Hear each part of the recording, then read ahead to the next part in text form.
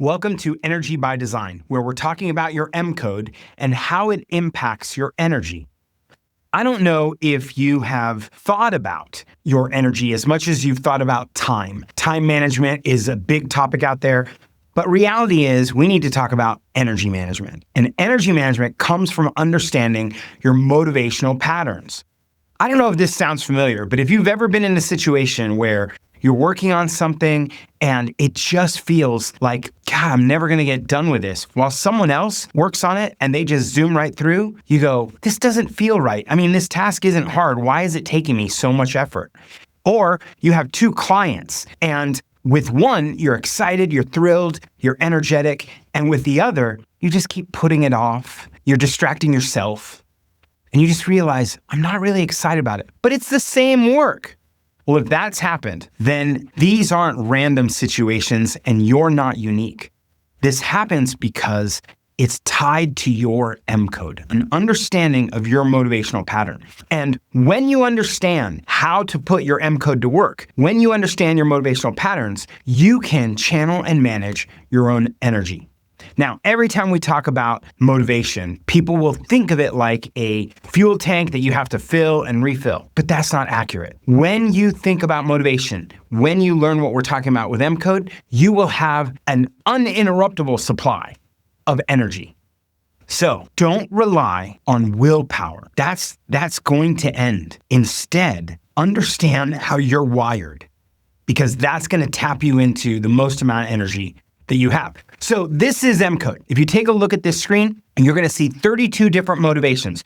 When we ask people for their fulfillment stories, their achievement stories, we ask them afterward for each story to rate how they were energized or what made them deeply satisfied. And when we ask those questions and they answer those questions, we aggregate all that data across 4 different stories and we create this stacked rank of 32 different motivations. And every single one of you is unique. Every report we've ever generated is completely unique. It's not just 32 motivations taken in a specific order, but you can see the strength. And the green says this is what wakes you up in the morning and this is what gives you energy. And the red is not stuff you're bad at. It simply means this is the stuff that won't get you up in the morning.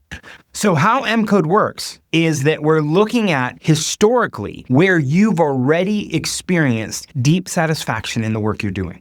That's the trick, is that we're not asking you arbitrary questions. Like, what would you like to do on a Friday night? Would you like to stay home and read a book, or would you like to go out with friends? You're like, it depends on the Friday night. It depends on the week. This is, let's look at 4 stories where you were deeply satisfied, where you felt an accomplishment, when you were energized, even at the end of doing a lot of work. And then by understanding what in those stories moved you, that's how we get an understanding of your motivational pattern. So, M code is not about your skills. It's not about your strengths. All of us have things we're good at that maybe we don't necessarily enjoy doing. Instead, you need to look at your M code because that's how we're wired. And when you understand your motivations rather than your strengths, then you can mitigate that burnout, that exhaustion, the stuff that drains you. So let's take a look at 3 different examples that come into play when we're talking about work. This is, hey, let's make a major change initiative and we're going to put you in charge. Well, if you're someone who's wired for make an impact, then everything about this is glorious. Oh my gosh, you're making adjustments, you're making the changes, you're getting the feedback, you're seeing how things are being impacted, and that's fueling. You might say, hey, leading our company reorg, man, it just filled me up. That's fantastic.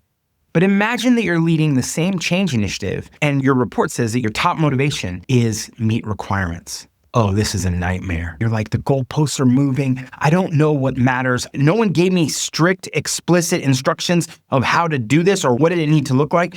And so you might say, hey, the constant pivoting just left me exhausted. It drained me. It's the same effort, 2 different people wired 2 different ways. One of them says, this is fantastic. And the other says, no. I don't like this at all. Here's another one. We need to create clear documentation. If you're someone whose top motivation or one of your top 5 is do it right, you're going to love this because you're like, I get to take all these different things we do and I get to create the manual. I get to articulate the process and make sure that everyone who does it right. I love this. But what if that's not you? What if you're someone who's like, I love to explore. I love to look at all the options. I like to go take a look at new areas and take new ground. And this, you're like, why am I wasting my time on this? This is stuff we already do. Why do we need to articulate more clearly how we do it? Let's go to the stuff we don't do. And you're like, this is a horrible assignment. Let's look at one more case. Cross-departmental team collaboration. If you're someone who's motivated by collaborate, you're like, I love this stuff. I get to interact with people from other places. I get to connect with them. I get to find partners in what we're going to do. And this is fantastic. We're creating a shared vision. It's wonderful. You'll say, hey, my work re-energizes me. You'll end the day and get home and be full of energy. But what if you're wired for like, hey, I'm in charge. I love to take charge. I love to lead. I love to be the front of the pack. This is horrible. You get home at the end of the day and you're like, we did nothing. 8 hours of meetings and we got nothing decided because everything has to be in unison. We're sitting in a room. In one day, I could have decided everything we needed to do. But instead, I got to sit in this room and just watch as these people talk. They make the same point. This guy, then this guy, then this. And nobody actually wants to move the ball forward. So here's the main point. Understanding these patterns allows you to make strategic choices about your energy management. Because the truth is, you're not always going to get to decide what you want to do. We all have bosses. We have the situation where we're put into certain areas and you go, ooh, that's not great. So what we need to figure out is where are we going to bring natural energy and where are we going to be exerting ourselves and doing more work?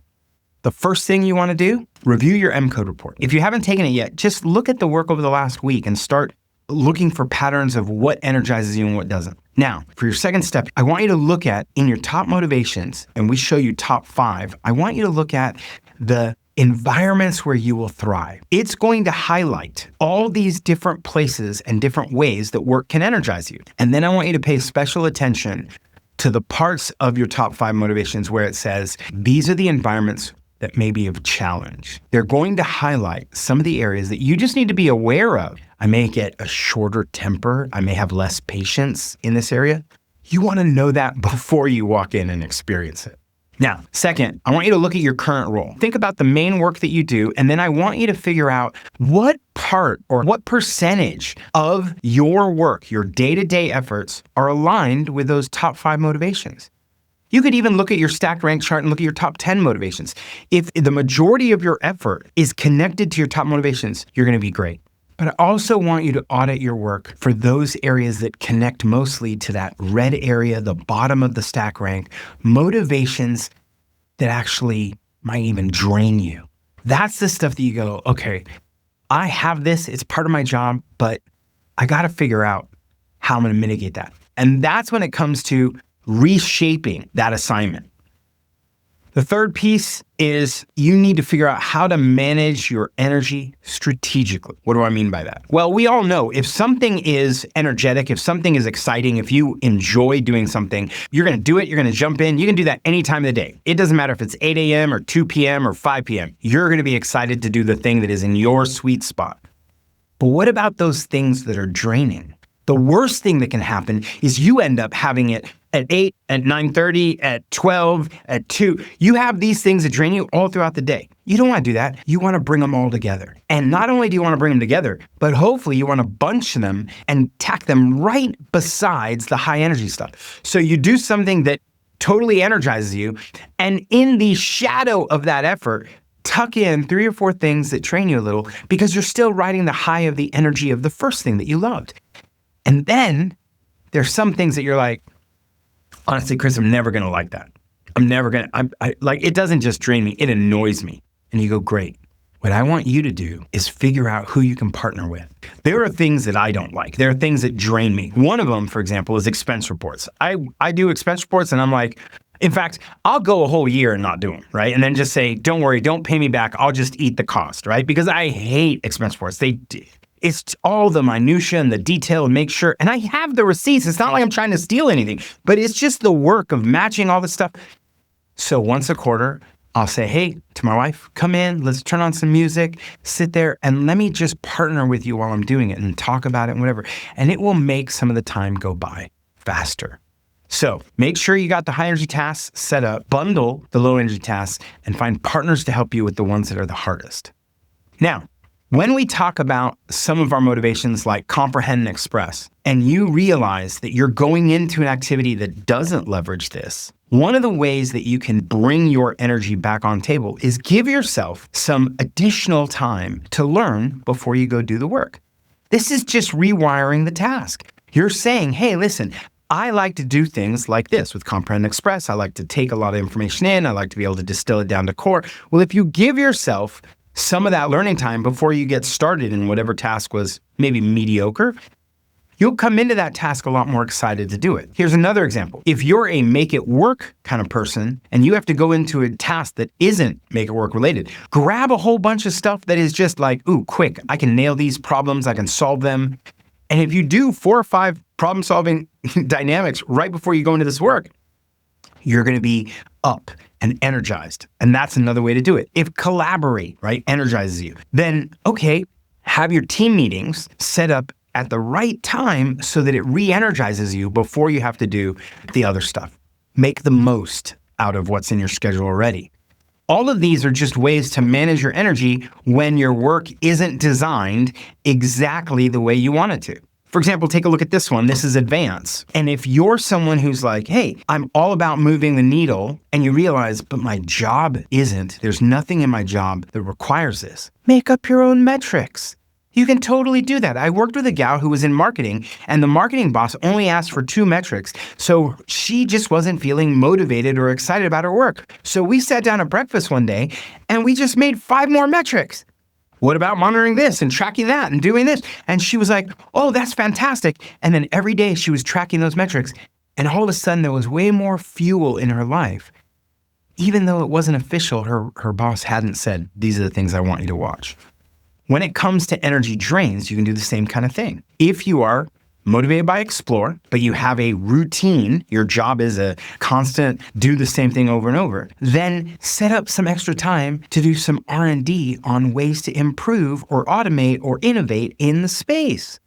And you go, oh, yeah, I'm using this routine work as a way to fuel an opportunity where I can use my explore. If you're motivated by Excel and you have group projects, create personal performance metrics for yourself. Same kind of thing we were talking about before. You see 2 more here. Meet needs, systematize.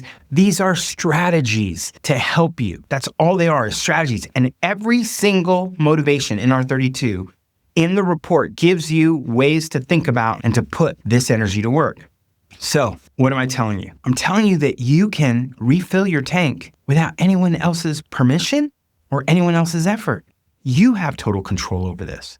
By knowing what brings you energy, by knowing how you're wired, you can literally say, okay, let me adjust timing of my schedule. Let me adjust how I do the work. Let me adjust things I do beforehand or things I do after. I can be proactive with my own decisions to make sure that I'm managing my own energy. Now, the last thing I want to talk to you about is changing the assignment. And when we talk about changing the assignment, I don't want you to think your boss asks you to paint the room blue and you're like, no, I'm going to take a jackhammer and chisel out the floor. It's not what I'm talking about. I'm talking about reframing. It's the notion of how can I look at this problem a little differently so that I can engage myself and bring myself on board better, bring my best self to the task. We all have default routes we take to work, right? Whether you're driving to work, you're driving to your favorite pizza place, wherever you're going, you have a favorite route you take. But if there was an accident right in front of you, you'd take an alternative route. That's what we're talking about. Creating an alternative route that allows you to bring more energy to the table. So to do that, I need to highlight the 8 different dimensions of motivation. And what you see here in this slide is all 8 and every motivation that's attached to it. And so if you're an achiever, you're going to see be key and be unique and evoke recognition. And you go, oh yeah, that's me. If that's not you, you look at driver. And we show you the chart in your M code that shows the ranking of your dimensions. It's not that you're one thing only. It's that you have this sense that, yeah, I'm mostly achiever and sometimes driver and a little bit influencer, but not much of the rest, right? Or less of the rest. You go, okay, that's fine.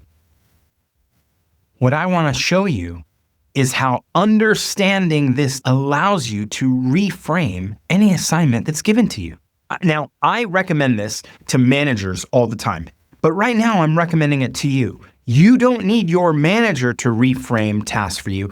You can reframe it yourself. So look at this example. It's about creating a new revenue stream. And the task is, I want you to write a memo that articulates a new revenue stream and turn it in to me by Friday. Okay, that's normally how we articulate an assignment, right? I call it a one-sentence assignment. It's the objective. It's the goal. It's the task. It's articulated and you're done. But imagine a two-sentence assignment. A two-sentence assignment says, yes, I want you to create a memo. The memo articulates a new revenue stream. Sentence 1. Sentence 2 is not the what of the target. It's the how we get there, the how. And I want you to look at this slide and I want you to see 4 different hows. Because we're not changing the destination. We're not saying there's a different memo to write and I don't want to write a memo on a new revenue stream. We're saying, yes, everyone has to do a revenue stream. But if you're a relator, then I'm going to say, hey, I want you to partner with all the stakeholders. I want you to pull people together and create some new opportunities to serve our clients together. The relator's going to be like, yes, I love that. That's fantastic. I'm fully on board. But that wouldn't do it for a driver. For a driver, I might say, hey, I want you to develop a proposal that we can accomplish over the next couple weeks. I want you to articulate the fastest path to getting there and to launching it. And I want you to define the targets of what we're going to hit. That's a completely different how. And a driver will be like, yes, I love that assignment. That has my name written all over it. Imagine you're a learner and you go, hey, okay, I want you to research and analyze all the different market opportunities and the competitor approaches. And I want you to take a look at our customer needs to create something that would really work. The learner's like, oh yeah, this is my jam. And you see another example there with the orchestrator. The bottom line is when I teach managers to do this, I'm telling them, hey, you need to change the assignment so that you can throw that perfect pitch to the sweet spot of your employee or the batter who's up. But we don't have to wait for your boss to do it. You can do it yourself. You can look at any assignment and say, how do I reframe this so that I bring my full energy to yourself? And if you're worried at all about it, you can reframe it and then go back to your supervisor and say, this is the way I'm thinking about doing it. And they can go, yeah, that sounds fine. Because most often, they don't care about the route you take to get to the destination. They just care about the destination. So as long as you're not saying, I want to take the next 6 months to do something, they're like, that's great. However you want to do it. Sounds perfect. So remember this, changing assignments isn't about rejecting work or asking for other assignments. What it is allowing you to reframe what you're doing so that you bring your best self and all your energy on board. So if you have already taken the M code, go through it, take a look at it, now use the energy lens to help you put it into practice. If you haven't taken the M code yet, head over to motivationcode.com and check it out. Thanks.